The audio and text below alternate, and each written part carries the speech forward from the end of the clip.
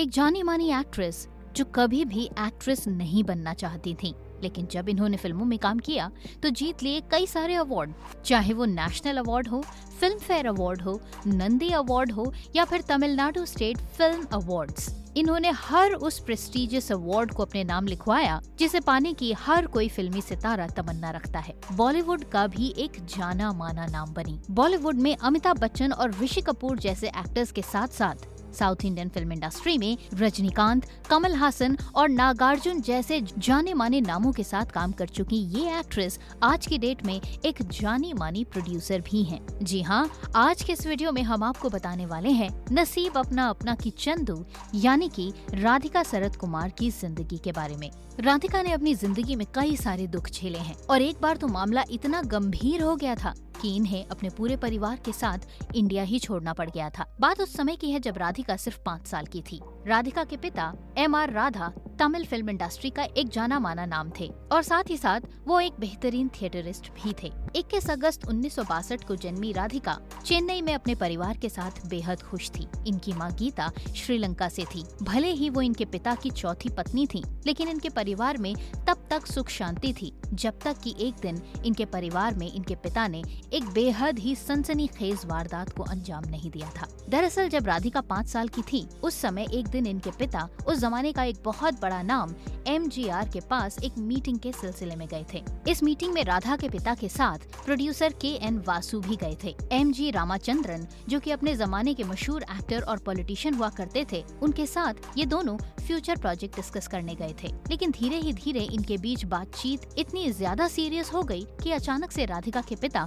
अपनी जगह से उठे और उन्होंने रामाचंद्रन के लेफ्ट कान की तरफ 2 बार शूट कर दिया। ये दोनों ही गोलियां रामाचंद्रन की गर्दन पर जा लगी, जिसकी वजह से रामाचंद्रन की आवाज चली गई। इसके बाद उन्होंने वो गन अपनी तरफ तानते हुए खुद की तरफ गोली चलाई, लेकिन वो गोली भी इन्हें छूते हुए निकल गई। इमीडिएटली राधा और रामाचंद्रन को गवर्नमेंट हॉस्पिटल में एडमिट कराया गया, जहां पर इन दोनों की जान तो बच गई, लेकिन MG रामाचंद्रन की आवाज हमेशा हमेशा के लिए चली गई। ये मामला कोर्ट तक पहुंचा और फाइनली 4 नवंबर 1967 को इस मामले में फैसला आया, जिसमें राधिका के पिता राधा को 7 साल की सजा सुनाई गई, लेकिन उनकी उम्र का ख्याल रखते हुए उनकी इस सजा को 4 साल और 3 महीने का कर दिया गया। ये मामला राधिका की जिंदगी में एक बहुत बड़ा सैलाब लेकर आया। अब उनके परिवार पर बहुत कठिनाइयां थी, लिहाजा राधा की माँ अपने 4 बच्चों को लेकर श्रीलंका वापस चली गई। इसके बाद राधिका ने श्रीलंका में ही अपनी पढ़ाई पूरी की और उसके बाद वहाँ से वो लंदन फर्दर स्टडीज के लिए चली गयी और इसी दौरान उनका परिवार भी वापस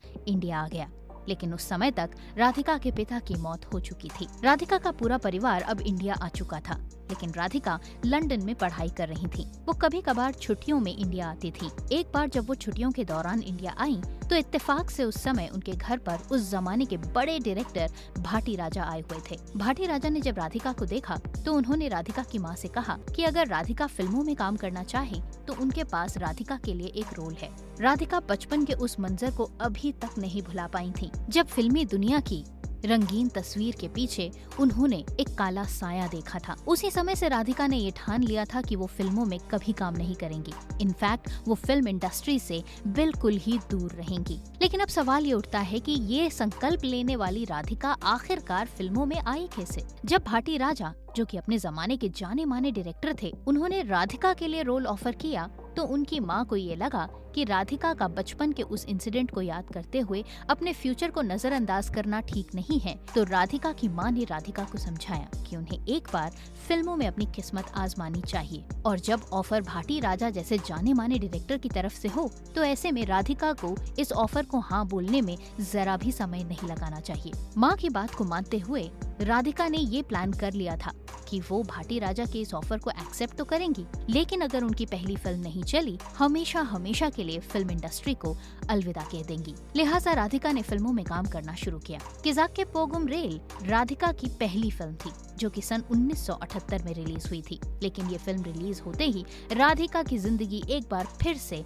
पूरी तरह से बदल गई। अपने दिमाग में इस बात को बैठा चुकी राधिका कि उन्हें फिल्मों में काम नहीं करना है, जब उनकी पहली ही फिल्म जबरदस्त कामयाबी के साथ राधिका के सामने वापस आई तो राधिका ने अपने इस फैसले को बदल दिया कि वो फिल्मों में कभी काम नहीं करेंगी, बल्कि अब राधिका की जिंदगी फिल्में ही बन गई थी। राधिका के पास एक से एक फिल्मों के ऑफर्स आने लगे। अब राधिका के पास सांस लेने की भी फुर्सत नहीं थी और राधिका को अपनी लाइफ में अपना करियर मिल चुका था और ये करियर था फिल्मों में एज एन एक्ट्रेस काम करना। राधिका ने इसके बाद कई सारी तमिल, तेलुगु, कन्नड़ और मलयालम फिल्मों में काम किया। एक समय था जब Radhika south Indian film industry की एक जानी मानी और टॉप एक्ट्रेसेस में से एक थी और हमेशा से ही जैसे कि बॉलीवुड में ट्रेंड रहा ही है, साउथ की एक्ट्रेसेस जब वहाँ पर अपना नाम कमा लेती हैं तो उसके बाद बॉलीवुड के डायरेक्टर्स उन्हें अपनी फिल्म्स ऑफर करना शुरू करते हैं और कुछ ऐसा ही राधिका के साथ भी हुआ। साल 1979 में राधिका की पहली हिंदी फिल्म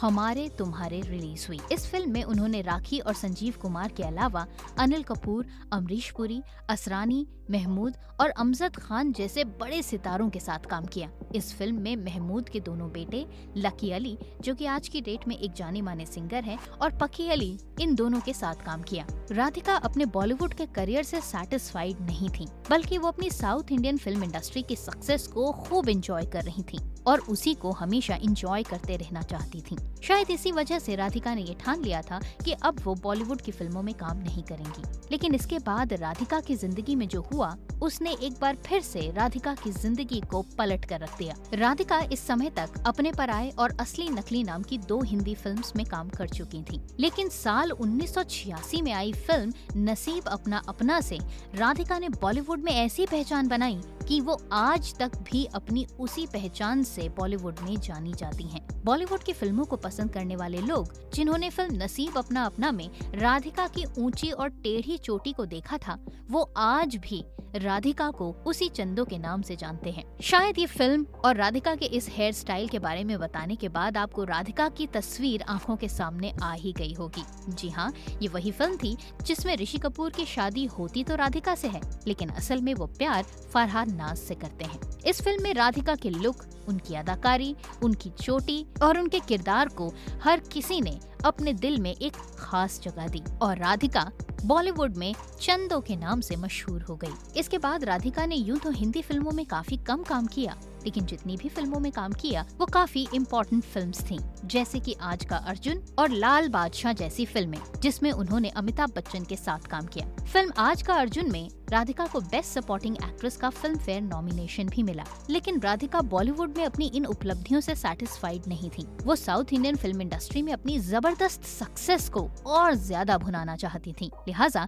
उन्होंने एक बार फिर से साउथ इंडियन फिल्म इंडस्ट्री की तरफ लौटना ही मुनासिब समझा और धीरे धीरे बॉलीवुड में भी राधिका सिर्फ चंदो के नाम से ही जानी जाने लगी। लेकिन साउथ में वो एक से एक बड़े और नामी स्टार्स के साथ काम कर रही थी। राधिका ने फिल्मों के अलावा टेलीविजन में भी खूब काम किया और कई सारे अवार्ड्स राधिका ने अपने कई सारे किरदारों से कमाए। राधिका प्रोफेशनली बहुत सक्सेसफुल थी, लेकिन पर्सनल लाइफ में वो उतनी ही हताश और निराश थी। राधिका ने साल 1985 में south Indian actor Pratap Potana के साथ शादी की थी, लेकिन ये शादी सिर्फ 1 साल चली और उसके बाद ये शादी टूट गई।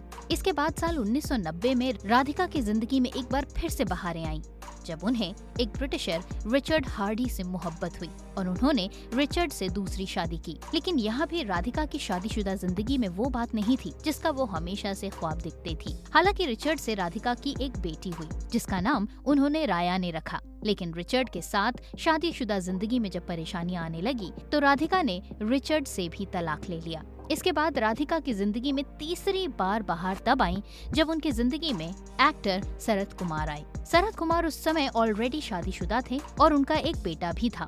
शरद कुमार के साथ राधिका की ये शादी साल 2000 में हुई। इस शादी के बाद राधिका को अपनी शादीशुदा जिंदगी में कुछ सेटलमेंट महसूस हुआ और शरद कुमार के घर एक बेटे राहुल का जन्म हुआ। अब राधिका के परिवार में 4 लोग थे, राधिका, उनका बेटा राहुल, पति शरद कुमार और बेटी रायानी। राधिका की बेटी रायानी ने साल 2016 में क्रिकेटर अभिमन्यु मिथुन के साथ शादी की। राधिका अब अपने फिल्मी करियर से काफी संतुष्ट थीं, लेकिन उसके साथ ही साथ वो अपने करियर में आगे बढ़ना चाहती थीं।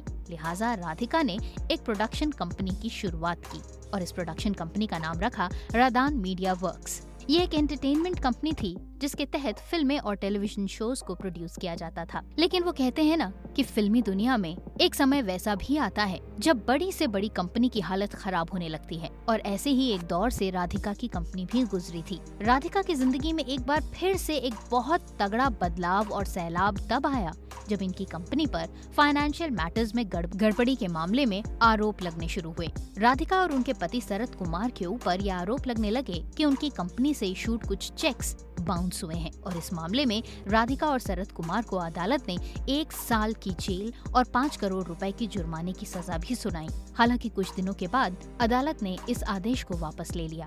राधिका आज की डेट में इंडिया में अपने प्रोडक्शन हाउस के साथ वेल सेटल्ड हैं। वो फिल्मों में काफी एक्टिव हैं और उनके कई सारे और भी प्रोजेक्ट्स पाइपलाइन में हैं, जिनके जरिए राधिका अक्सर अपने फैंस के बीच आती रहती हैं। वो राधिका ही थीं। राधिका ने अपनी जिंदगी में कई सारे उतार चढ़ाव देखे। अपनी प्रोफेशनल लाइफ में हाईली सक्सेसफुल, लेकिन अपनी पर्सनल लाइफ में काफी निराशाएं झेलने के बाद आज की डेट में राधिका अपनी पर्सनल लाइफ में भी काफी सेटल्ड दिखाई देती हैं। वो राधिका ही थी जो कि साल 2019 में श्रीलंका में एक होटल में किसी से मिलने गई थी, लेकिन जैसे ही वो उस होटल से निकली उसके चंद घंटों बाद ही उस होटल में बॉम्ब ब्लास्ट हो गया। इसके बाद से जिसमें कई लोगों की जान चली गई। राधिका की किस्मत वाकई अच्छी थी क्योंकि वो इस हादसे से बाल बाल बच गयी, लेकिन राधिका की जिंदगी में जिस तरह के उतार चढ़ाव आए और 5 साल की उम्र में ही उन्होंने अपनी जिंदगी में जितनी परेशानियां झेली वो अपने आप में किसी को तोड़ने के लिए काफी थी। लेकिन राधिका ने हिम्मत नहीं हारी और अपनी जिंदगी में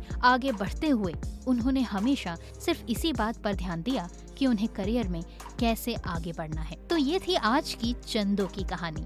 वीडियो अच्छा लगा हो तो चैनल को सब्सक्राइब कर लीजिए, पेज को लाइक कीजिए और इसी तरह से हमारे साथ जुड़ते चले जाइए। और इसी तरह के एंटरटेनिंग वीडियोस को आप यूं ही एंजॉय करते रहना चाहते हैं तो चैनल को सब्सक्राइब कर लीजिए, क्योंकि अगले हफ्ते हम एक और ऐसी ही नई और नायाब कहानी के साथ आपसे दोबारा मुलाकात करेंगे। आज के लिए बस इतना ही। मुलाकात होती है अगले हफ्ते। तब तक के लिए नमस्कार।